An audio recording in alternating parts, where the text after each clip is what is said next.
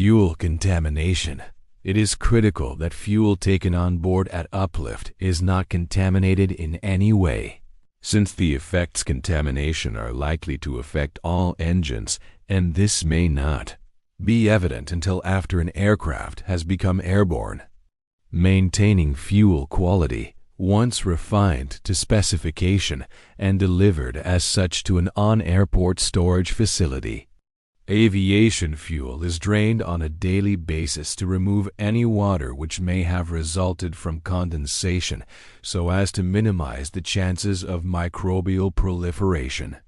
Before being taken from bulk storage and uplifted by an aircraft, fuel is then filtered at least twice to ensure that it is free from particulate matter which could affect aircraft fuel systems and to ensure that any remaining traces of free water are removed.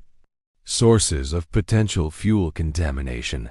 The most common contaminants are particulates, water, other petroleum products or their residues, and microbial growth.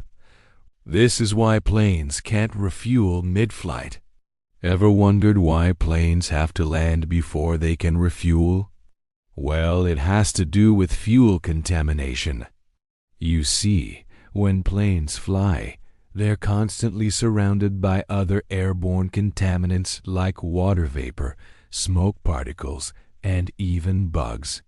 And these can all contaminate the fuel. Now, this isn't a problem for most engines, but it can cause serious issues with jet engines, especially in the fuel lines and filters. To prevent this, all planes have to carry fuel tanks with them that are completely sealed. This keeps the fuel inside the tanks clean and free of contaminants. But there is a problem because when a plane lands, the fuel in the tanks starts to mix with the contaminated fuel in the aircraft.